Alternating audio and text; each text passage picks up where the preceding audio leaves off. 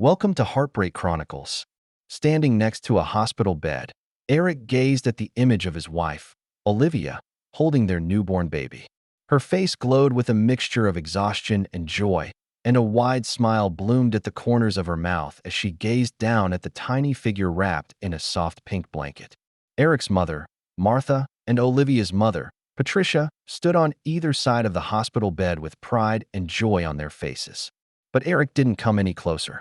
He didn't reach for the boy. He could feel the keen gaze of his mother, Martha, whose silent observations were unusually sharp despite this being a moment of joy. But she didn't say anything.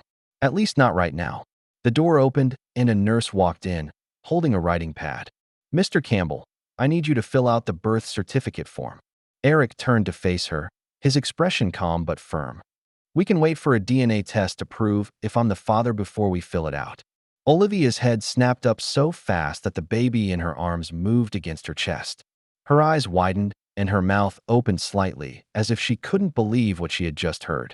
Patricia let out a sharp huff, one hand flying to cover her chest, while Martha froze beside her, her eyes flickering between Eric and Olivia.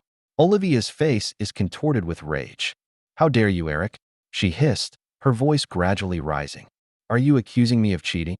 Eric met her angry stare without flinching. "No." His voice was cold and deliberate. "I'm sure you cheated. Now, I want to make sure this baby is really mine." Patricia stepped forward, her expression tense, her voice low but urgent. "Eric, this isn't the time to talk about this," she said, gently raising her hand as if trying to calm him down. "Your wife has just given birth, and your words—" She hesitated, glancing at Olivia, who had begun to breathe rapidly, her face pale. "Your words could send her into postpartum depression. Think of the baby." Martha was less restrained. She let out a sharp, angry breath, then pointed a shaky finger at Eric. "You should be ashamed of yourself," she cried, "accusing your wife of cheating on you at a time like this. This is so careless and horrible.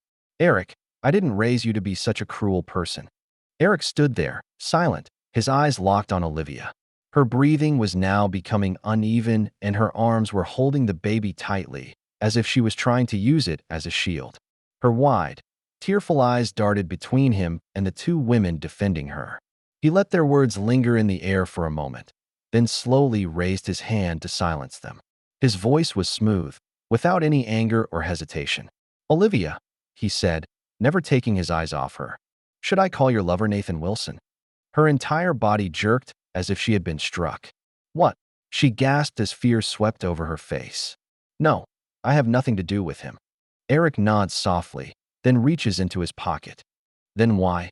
he said, pulling out a small folded slip of paper. "You're going to send him a message like that?" He unfolded the note deliberately and slowly, smoothed it out, and read aloud. "My husband should never know about you and me. I want nothing to do with you." The blood fades from Olivia's face. The room was so quiet you could only hear the ticking of the monitor. Then, suddenly, she let out a choked sob. "How did you get this?" she asked, stuttering. Eric let the piece of paper dangle loosely between his fingers and met her tearful eyes. "He gave it to me," he said simply. "He sent me a screenshot of this." Olivia's entire body was now trembling, her breathing becoming labored, her lips quivering. She held the baby tightly as new tears streamed down her cheeks. Then, almost in a whisper, broken and full of incredulity, she murmured, "He said no one would know." Olivia's body trembled as she clutched the baby, sobs vibrating through her entire frame. Tears streamed down her cheeks. Her lips parted in shock, but Eric didn't let her calm down, didn't give her room to breathe. "So you did sleep with him," he said coldly, his voice cutting into the tense air like a knife. "You're pregnant with his child." She let out a strangled whimper and shook her head frantically. But before she could speak, Martha interjected, her voice sharp but pleading. "Eric, shut up. It hasn't even been proven that the baby isn't yours." Patricia, still visibly shocked, quickly concurred, nodding her head dramatically. "Yeah, what if the baby was yours? You can't just assume the worst." Eric exhaled slowly, feeling the weight of months of silent suffering. His hands balled into fists, then he forced himself to relax, keeping his voice calm and measured. "I've known she cheated on me for 4 months," he states calmly, watching Olivia wince. I just waited until the baby was born just to get a DNA test. Olivia sucked in a backwards breath, her tearful eyes widening. You know, she whispered, her voice trembling. Eric ignored her and turned his attention to his mother and Patricia. I want her to have a good, smooth pregnancy. I didn't want her to be stressed or depressed, but now that the baby is born, it's time to face the truth. He took a deep breath before continuing. If the child were mine, I'd be his father. If not, then I will have no part in his life. Patricia let out a soft cry, but Eric didn't stop. As for this woman, he said, cocking his head and pointing to Olivia, who was now sobbing silently. I'm done. She will no longer be my wife. I'll make sure of that. A thick silence hung in the air. Martha wiped her hands across her face, looking exhausted, as if she were searching for words that would change Eric's thinking. Finally, she spoke, her voice softer, almost pleading. Eric, the child is innocent, she said. He needs a father. Single mothers can't raise their children on their own. She hesitated before continuing, desperate hope in her eyes. You should consider a settlement. Go see a marriage counselor. Eric turned to his mother, suppressed anger in his voice. And then do what? He asked, his tone sharp. Find out why my wife cheated on me. Sitting in a room listening to a feminist therapist explain how I can't meet my wife's needs? Why did my wife become another man's lover? And then what? Listening to someone explain why my wife got pregnant from another man was the right thing to do. Her behavior was justified. Now I'm just going to swallow it all and accept my bitch of a wife for what she is now and pretend that I'm now in love with her again, that her cheating has rekindled our love for each other, and that our relationship is better than it's ever been. Do you want me to be a voluntary cuckold? You know what that means, don't you, Mom? Your son, a willing cuckold, raising another man's child. Is that what you want me to be, Mom? Martha's lips parted slightly as if to respond, but no words came out. Eric took a step closer, his voice lowering with bitter incredulity. Do you wish me more pain? He shook his head and a soft, humorless laugh escaped from his lips. Are you really my mother? Or did you pick me up from a garbage bag? The room fell into complete silence. Martha's face was pale and her mouth was closed. She didn't argue. She knew Eric was right. Eric turns to Patricia, who is holding Olivia's arm as if to stop her from breaking down completely. When she's discharged, his tone was now cold and final. Please take her to your place. I've packed her clothes and personal belongings. They'll be delivered to your house, or wherever you want them. He waved his hand vaguely, then added, but she won't come into my house. Olivia lets out a soft sob, her face buried in her hands, but Eric refuses to look at her. She didn't deserve his sympathy. He turned to Martha, who remained silent. You can do whatever you want, he told her. I won't force you to make any decisions.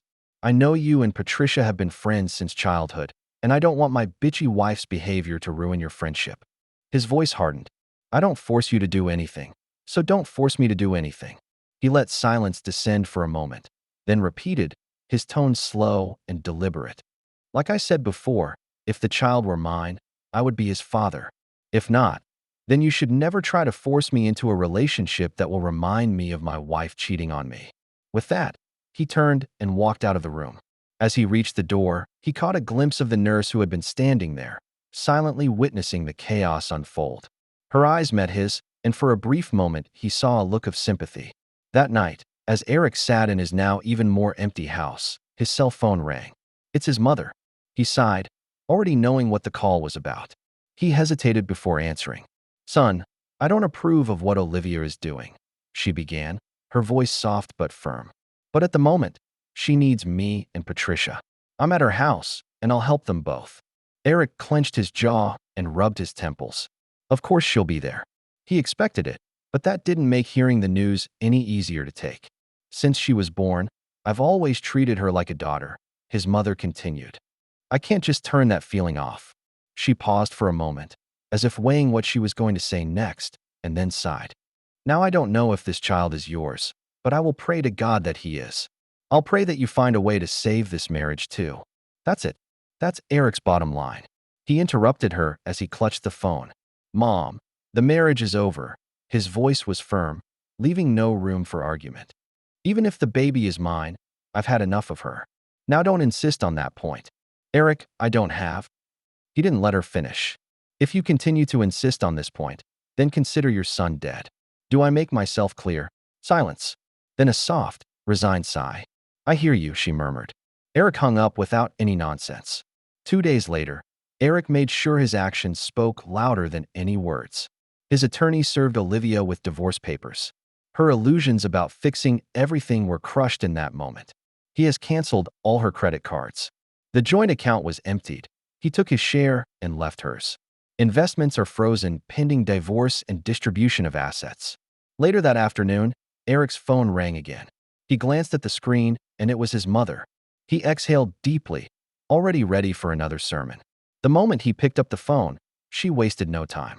Her voice was full of disappointment, almost trembling. You shouldn't have done that, she said.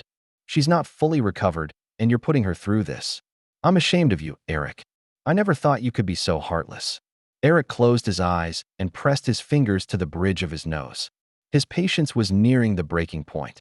Ruthless, he repeated, his voice low but full of suppressed anger.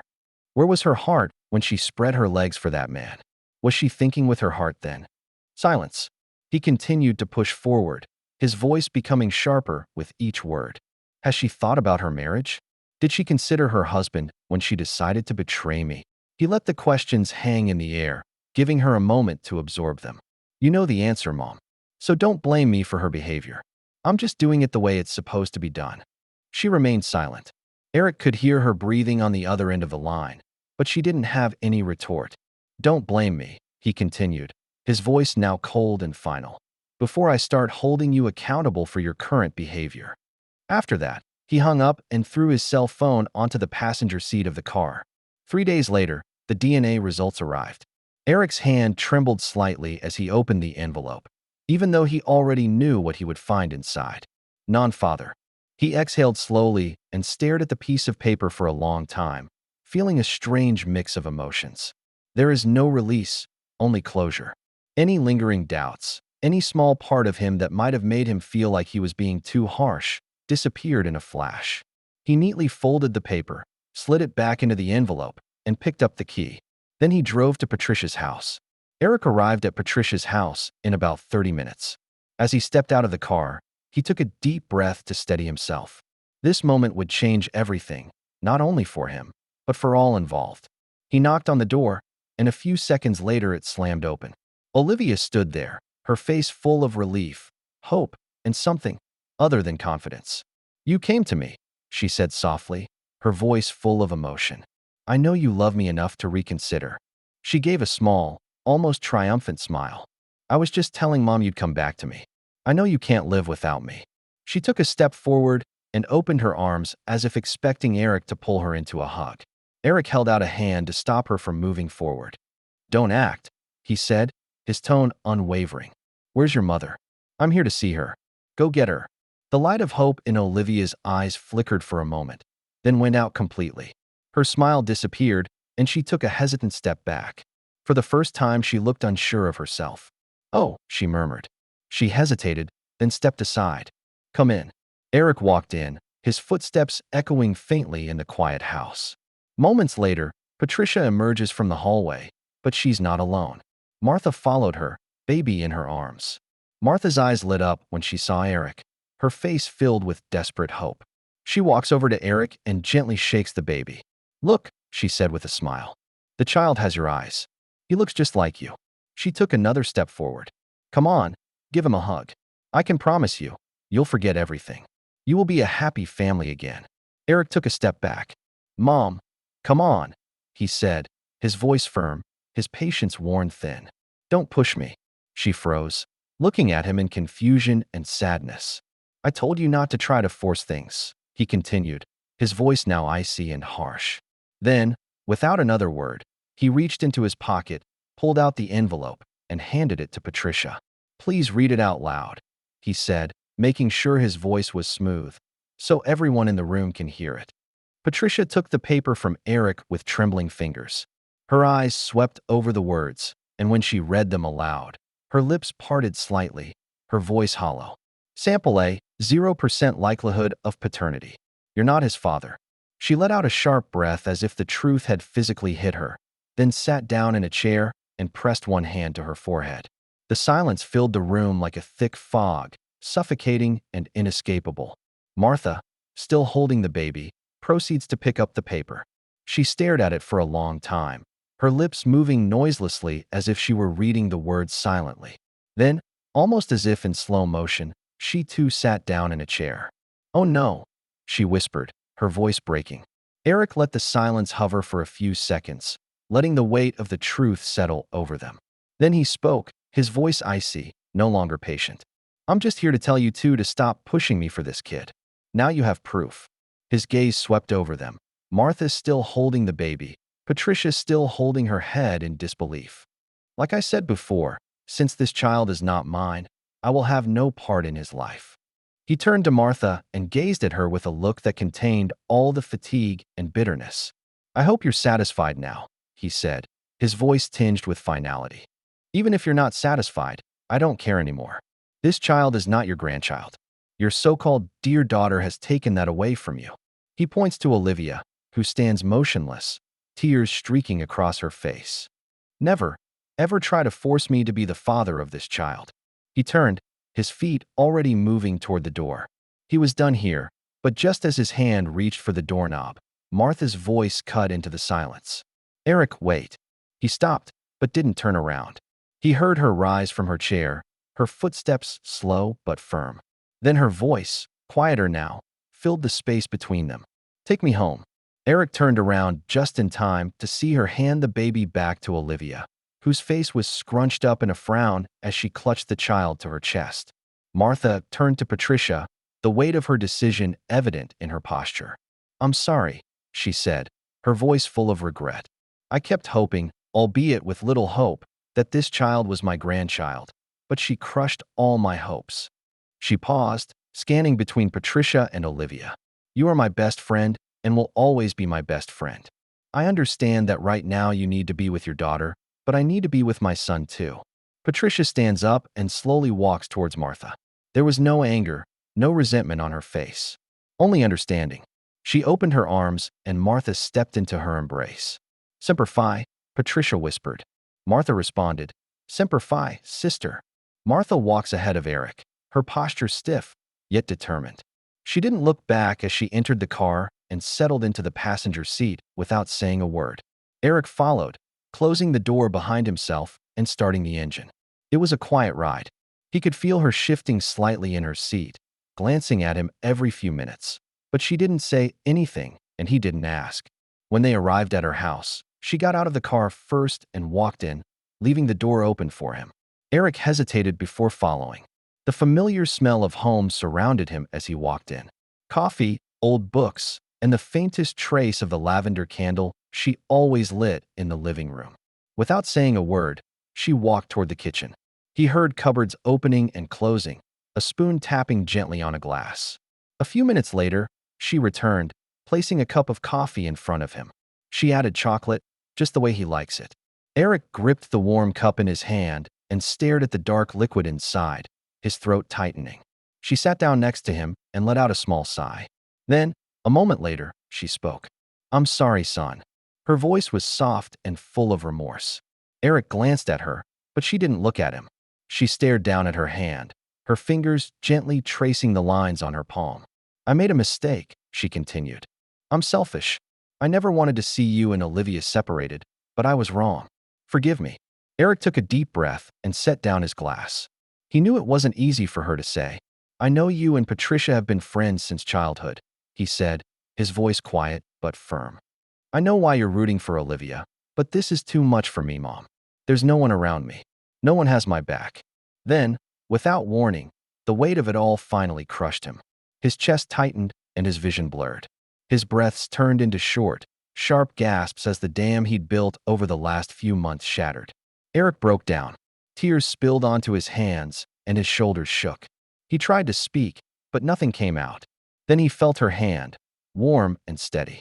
"Come here," she said as she moved closer, stroking his hair the way she had done when Eric was a boy, her touch comforting and familiar. "You're doing great," she whispered. "You're strong. You stand up for what you believe in. You haven't wavered once. Even when I was rooting for Olivia, you didn't break down."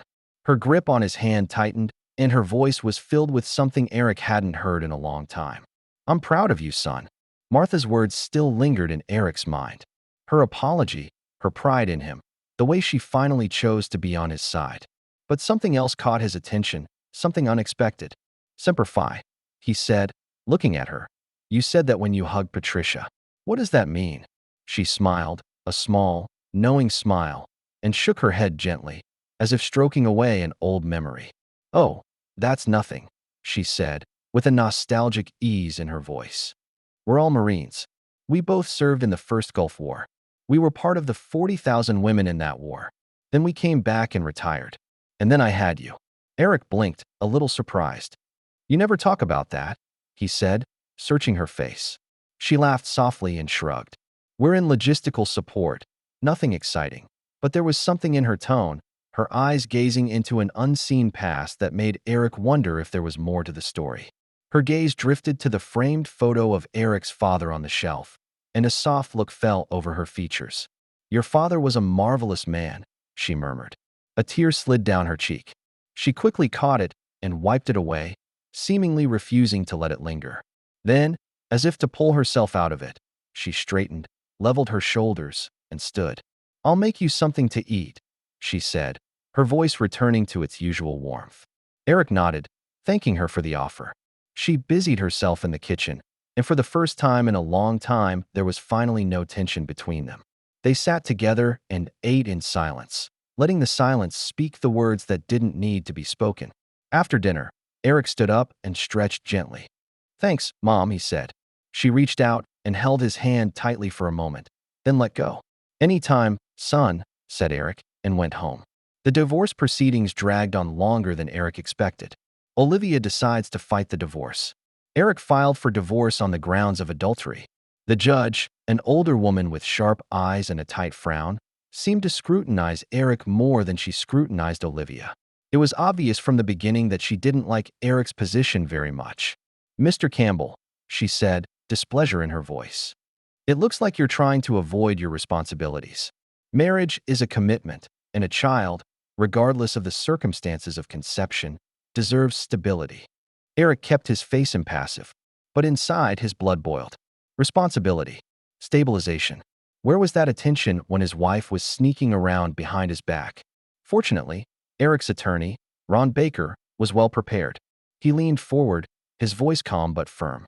"Your Honor," Ron said, flipping through the papers in front of him. "With all due respect, my client is not shirking his responsibilities. He's just refusing to take on responsibilities that don't belong to him. This child is not his. We have DNA tests to prove it. As for the marriage, my client was not the one who broke the vows. Mrs. Campbell had an affair with a colleague, Nathan Wilson, and we have enough evidence to show that this was not an isolated mistake, but an ongoing betrayal." Olivia shifted in her seat, but kept her expression carefully composed. When it was her turn to testify, she put on the best performance of her life. "I didn't mean to," she said, her voice quivering just enough to sound convincing. "I'm lonely. Eric was always traveling for work, away for weeks at a time. I feel like a single woman, like I don't have a husband at all. Nathan's there. He listens to me. He understands what I'm going through. I know I made a mistake, but I didn't mean to hurt Eric." Eric clenched his jaw, suppressing the urge to snort. The way she phrased it, she was a victim in all of this. "When you found out you were pregnant, did you continue to see Mr. Wilson?" Ron asked, his tone neutral. Olivia shook her head quickly. "No. Once I knew I was pregnant, I cut off all contact with him. I want my marriage to work." Eric glanced at Ron, who remained composed. "They have evidence, information, emails, phone records. They knew she was lying. So, you've had no further contact with him?" Ron continued to press the issue. "No," Olivia repeated, her voice firm. Ron sighed, then pulled out a stack of printouts and held them up. "Your Honor, Exhibit C, messages exchanged between Mrs. Campbell and Mr. Wilson throughout the pregnancy.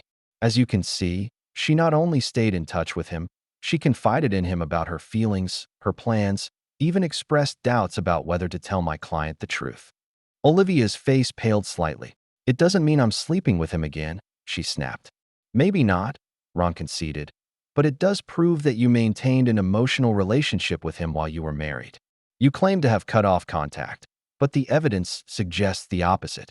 Olivia's lips pursed together as she glanced at the judge, who studied the papers with a thoughtful frown. Then Olivia changed tactics. "I'm lonely," she said, her voice softening again. "I feel neglected. I'm not looking for this, Your Honor. Nathan pursued me. He seduced me. I gave in because I was weak, because I was hurt. What do I do when my own husband isn't there for me?" The judge's expression changed slightly. She nodded, as if absorbing Olivia's words, as if trying to agree with her. Ron turns to Olivia. The hint of edge in his voice made it clear that he was about to dismantle her argument piece by piece. "Mrs. Campbell," he began, his voice smooth and firm. "I heard you. Your husband is away and you're needy." He trailed off the last word slightly, letting the implication sink in. Olivia shifted uncomfortably in her seat. "Let's clarify one thing," he continued. "You claim that Eric was neglecting you. Is this correct?" Olivia hesitates, her lips tightening, then replies, "Yes." Ron nodded as if he expected that answer. "Have you ever told your husband that his job puts a strain on your marriage? Have you ever pulled him aside and said, 'Eric, this isn't going to work. I need more from you'?" She didn't say anything. Eric could see her mind spinning, searching for an answer that wouldn't put her in further trouble. But she couldn't say anything that wouldn't unravel the web of excuses she'd already built. "Mrs. Campbell," Ron continued, not relaxing, "you're painting a picture here. Your husband was away and you were left alone. Meanwhile, Mr. Wilson is there, listening to you, comforting you, praising you, and caring very much about you." His words dripped with sarcasm. "But tell me, doesn't your husband care about you?" Olivia remained silent. "Has your husband never complimented you?" Ron continued to press the issue. Still no response. He turned to the judge and held up several pages of printed paper. "Your Honor, I would like to draw your attention to Mr. Campbell's social media accounts. Here we see multiple examples of him taking his wife out to dinner, sharing heartfelt words about her, and even surprising her with gifts. These don't seem to me to be the actions of a negligent husband." He glanced at Olivia. "So let me ask you a very direct question. Mrs. Campbell, is your infidelity your husband's fault? Yes or no?" Olivia clenched her jaw. She looked at the judge, then Ron, then Eric. Finally, in a small voice, she murmured, "No." Ron let the word linger in the air for a moment, then took a step forward, his voice becoming sharper. "You know, Mrs. Campbell," he said, "I've been listening to you for the last 2 hours. Not once have you taken responsibility for your actions. Not once have you acknowledged your mistakes. Not once have you said you're sorry. Instead, you blame your husband for everything that goes wrong in your life. But here's what I don't understand. If Eric is such a failure in your eyes, if he is so terrible as a husband, why are you pushing for reconciliation? Why would you force a man you deceived to be the father of a child he had no hand in creating? A child you and Wilson had first." Ron adjusted his tie and took a step forward, addressing the judge with the confidence of someone who knows he's about to make an irrefutable point. "Your Honor, let's take a good look at this Mr. Campbell," he began, pointing to Eric. According to his wife, he was careless, a pathetic husband who didn't care about his wife's feelings. She claimed he was avoiding his responsibilities as a father. In short, she wants us to believe he's a loser. Eric exhaled slowly, feeling the weight of those words. Olivia sits up straight, arms crossed, eyes flickering between the judge and Ron. "Now, Your Honor," Ron continued, "should a woman continue to live with such a man? Should she continue to be married to someone she considers such a failure? Or should she be with Mr. Wilson, the man she claims is caring, considerate, and, according to her, the real father of this child?" Olivia's jaw tightens, and her fingers grip the edge of the table. The courtroom was silent except for the sound of a stenographer's pen scraping gently. "I would like to remind the court that we have not established through DNA testing that Mr. Wilson is in fact the father of this child. We're just going by Mrs. Campbell's words." Ron let that statement sink in, let the hints settle in.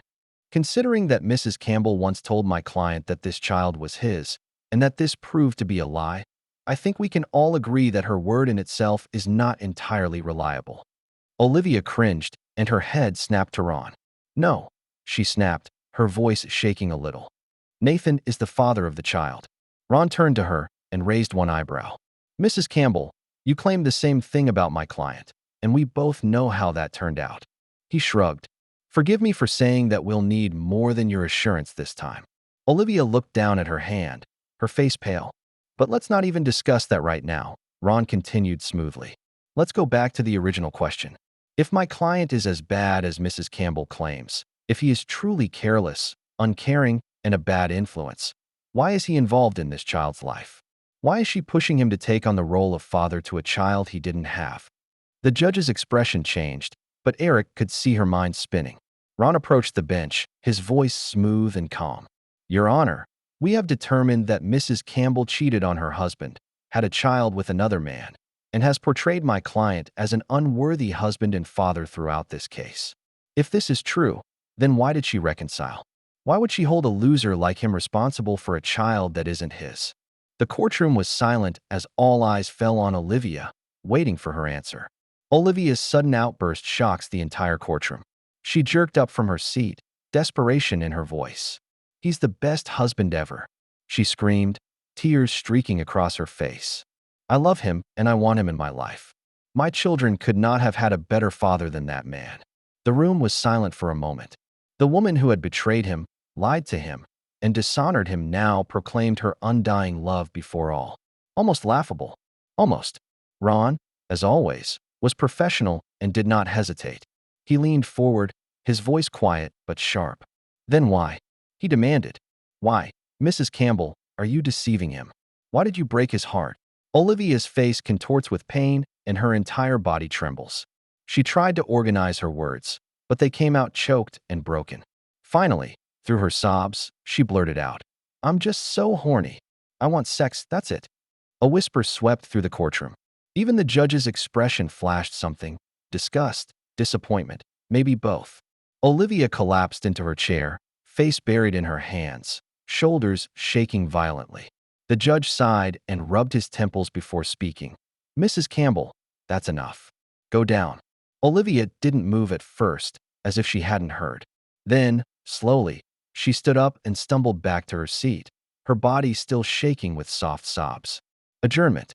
We'll reconvene in 2 weeks, the judge declared, banging his gavel against the wooden block. 2 weeks later, Eric was back in the same courtroom, in the same heavy wooden chair, with the same monotonous buzz filling the air. This time, there were no dramatic outbursts, no pleas or tears, just a heavy sense of finality that sank like a stone in his chest. The judge turned to Eric after looking at both attorneys. Her gaze was steady, her voice firm. Mr. Eric Campbell, would you like to reconcile with your wife? Eric took a deep breath and let the question sink in.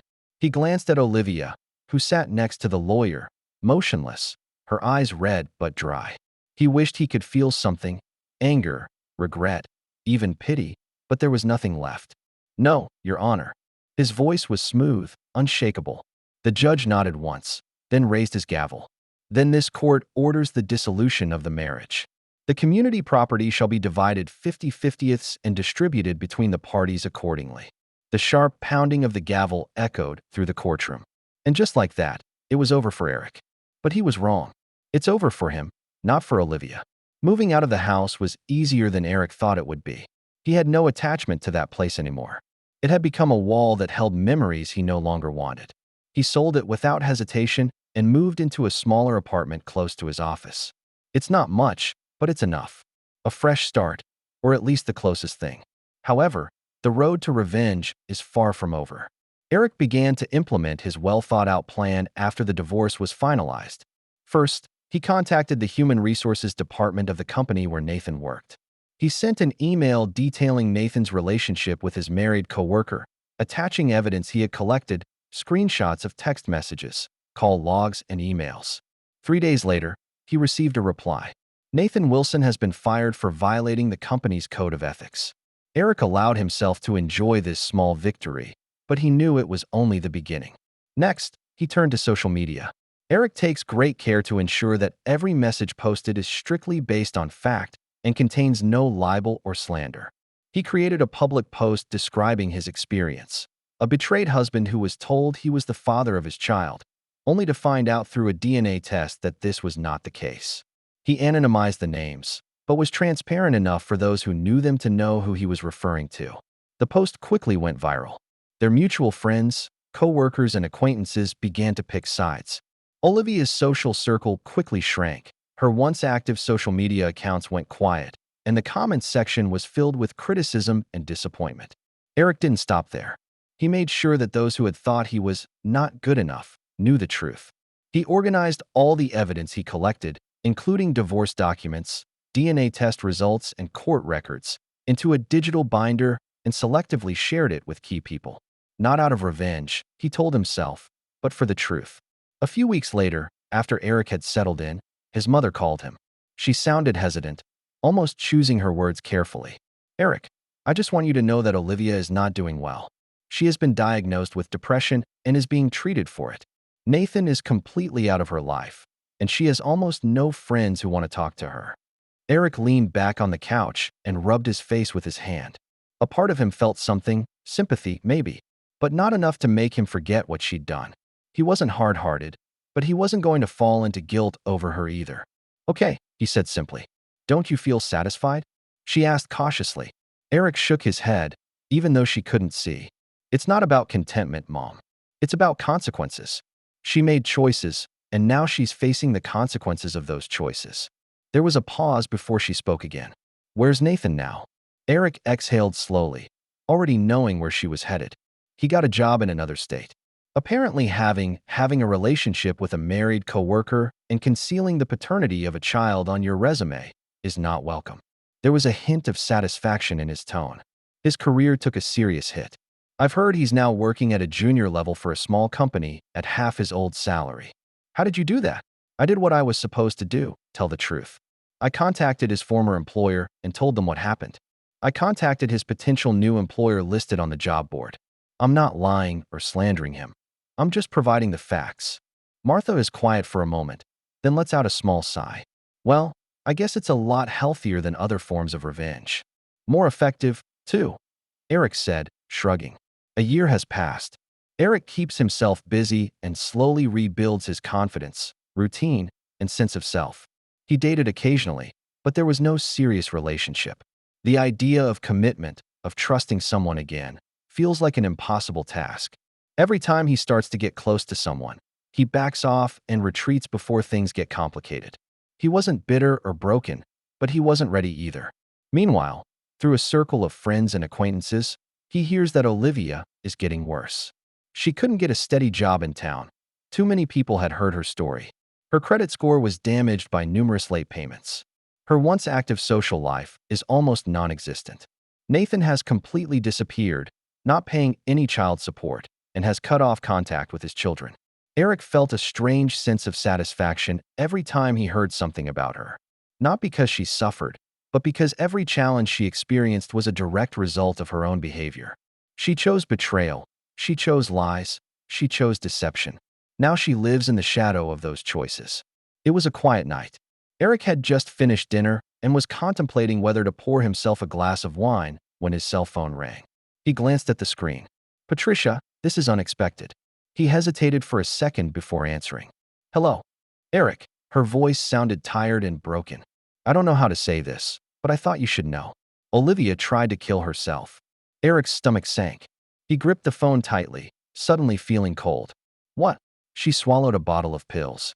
"I found her just in time. She's in the hospital now." Patricia's voice choked. "I know after everything that's happened, you probably don't care, but I think you should know." Eric closed his eyes and felt a wave of mixed emotions rush over him. Anger, sadness, guilt, relief, all mixed together and inseparable. "Is she going to be okay?" he finally asked. "The doctor said it would, but she needs long-term treatment and support." Patricia paused. "Eric, I'm not asking you to do anything. I just thought you should know." "Thank you for telling me," he said, his voice calmer than he expected. "I'm sorry it's come to this." After hanging up, Eric stood at the window, staring out at the city lights. He felt strangely empty. Even after all the betrayal and pain, he still doesn't want Olivia to die. He wanted her to face the consequences, but not in this way. The next day, he sent a simple, "Get well soon" card to the hospital. No signature, no personal information, just a card. He couldn't pretend there was any relationship between them that could be repaired, but he didn't want to keep pushing her into the abyss either. A few days later, he received a text message from an unknown number. Thanks for the card. I know it's from you. I owe you an apology, not just for all the betrayal, but for how I handled the consequences. I won't bother you anymore. I wish you happiness. Oh, Eric stared at the message for a long time, then set his phone aside without replying. Some wounds are too deep to heal. Some betrayals are too serious to forgive. He feels sorry for Olivia. He felt sorry for her now. But that doesn't mean he's ready to forgive or accept her back into his life. As time goes on, Eric begins to hear more positive things about Olivia. She moved to another city and started a new life. She is said to have found steady work there, joined a support group for single moms, and is slowly rebuilding her life. Eric was happy for her, not because there was still any emotional connection between them, but because he could finally let it all go.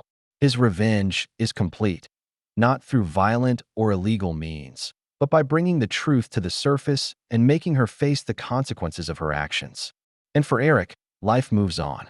3 years pass and he finally meets a woman who makes him willing to take another chance. Kelly, an outspoken and understanding elementary school teacher. She knows his past, understands his concerns, but is still willing to give him time and space to heal. Their relationship develops slowly but steadily. No lies, no secrets, just honesty and respect. 2 years after their first date, they got married. A wedding is a small and intimate ceremony. Martha looked proud and relieved that her son had finally found the happiness he deserved. During the post-ceremony celebration, Martha pulled Eric aside and hugged him tightly. "I'm proud of you, son," she said, tears in her eyes. "You went through so much, but you didn't let it break you. You didn't become bitter or vindictive. You seek justice with integrity and dignity and then move on." Eric hugged her back tightly, feeling the tension that had built up over the years begin to dissipate. "Thank you, Mom. Thank you for finally being on my side." She laughed softly. "I'll always be on your side. It just takes a little while to see the truth sometimes." That night, as Eric and Kelly danced their first dance, he found himself contemplating each step of the journey: the painful discovery, the angry outburst, the cool revenge, the ultimate peace. He achieved what he wanted, not just revenge, but justice. Not just punishment, but restoration.